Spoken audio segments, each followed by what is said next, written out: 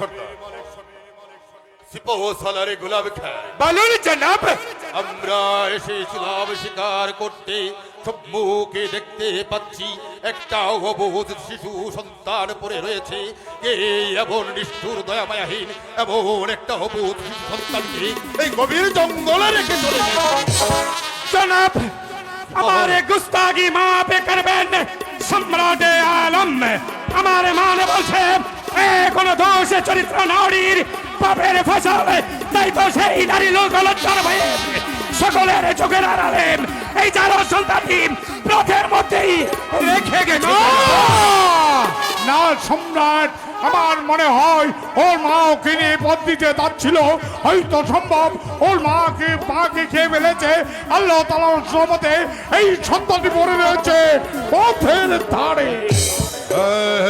মহাবীর মালিক সর্দার, তোমার কথা সত্য হতে পারে, কারণ তোমার কথার মধ্যে একটা যুক্তি আছে। আমি ভাবছি আমরা এসেছিলাম শিকার করতে, সম্মুখে দেখতে পাচ্ছি অবুঝ সন্তান। এখন এই অবুঝ সন্তানকে এখানে রেখে গেলে আমি খোদা তাআলার কাছে কি জবাব দিতে পারবে না বাদশা, জবাব দিতে পারবে না। কে তুমি? দেখতেই তো পাচ্ছ আমি এক বনের পাগল। তাহলে বলো পাগল, এখন এই অবুঝ শিশু সন্তানটিকে আমি কি করব? শোনো বাচ্চা, তুমি ওই শিশুটিকে তুমি আদর করে তুলে তুলে নাও। নাও বলছি। হ্যাঁ, পাগল, তোমার কথা মতো আমি এই শিশু সন্তানটিকে আদরে তুলে তুলে নেব। লাও লাও লাও বাচ্চা লাও। জনাব, আমি বলছিলাম কি একটা পথের ছেলেকে আপনি খুলে তুলে নিচ্ছেন জনাব। আমি যা ভালো মনে করছি তাই করব। এই শিশু সন্তানটিকে আমি এখানে রেখে যেতে পারি না, কারণ এটা তাহলে আল্লাহ তাআলা থেকে আমার উপর একটা অভিশাপ নেমে আসবে।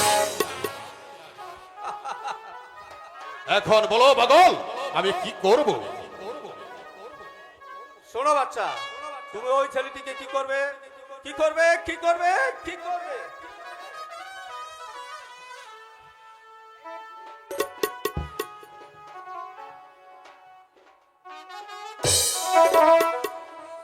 বাচ্চা, তুমি ওই শিশুটিকে তোমার লাঠিয়াল মালিক সর্দারকে দান করো। সম্রাট, আপনি তো জানেন আল্লাহ তাআলা এই পৃথিবীর মধ্যে আমাকে কোনো সন্তান দেয়নি, তাই পাগলের কথা নেই।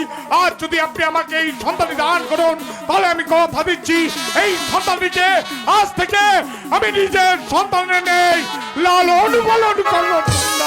ঠিক আছে মহাবীর মালিক সর্দার, আমি পাগলের কথা মতো এই শিশু সন্তানটি তোমাকে দান করল। সম্রাট, খোদা তাআলার কাছে আপনি শুধু আশীর্বাদ করে যাবেন। আর যেমনি ভাবে এই সন্তানকে আপনি আমার কোলে তুলে দিয়েছেন, এই মালিক সন্তান যেন জীবনের শেষ বিন্দু রক্ত দিয়ে এই সন্তানকে আমি মানুষের মতো মানুষ করতে পারি। মহাবীর মালিক সর্দার, আমি তোমার কাছ থেকে এই আশাই করি। তবে একটা কথা মনে রাখবে, এই শিশু সন্তানটি আমার, তুমি শুধু লালন পালন করবে। তাই হবে সম্রাট। মহাবীর মালিক সর্দার, সিপাহ সালারে গোলাম খান, বলেন জনাব। আমরা এসেছিলাম শিকার করতে। মহান আল্লাহ তাআলা আমাদেরকে যে শিকার বিলিয়ে দিয়েছে, এর চাইতে বড় শিকার। কিন্তু সম্রাট, তার পূর্বে আমরা একটিবার কি জানতে পারি এই সন্তানটিকে আমরা কি নাম ধরে ডাকবো পাগল? দেখো দেখো বাচ্চা, আচ্ছা বাচ্চা, তোমরা যে শিকার করতে এসেছো ওই জঙ্গলের নামটা জানি কি? এই জঙ্গলের নাম হচ্ছে কাশেমপুর জঙ্গল। কাশেমপুর জঙ্গল, কাশেমপুর জঙ্গল, কাশেমপুর জঙ্গল। হ্যাঁ বাচ্চা, শোনো বাচ্চা, আজ থেকে তোমরা ওই ছেলেটিকে আবুল কাশেম বলে রাখো। কেন বাচ্চা, নামটি পছন্দ হয়নি? হ্যাঁ পাগল, চমৎকার নাম হয়েছে, কারণ এই নাম হয়েছে আমাদের দয়ার নবী, মায়ার নবী, আখেরি নবী হযরত মুহাম্মদ সাল্লাল্লাহু আলাইহি সাল্লামের বংশধরের নাম। বাচ্চা বাচ্চা, ওই যে সাগরে আগুন লেগেছে। আগুন!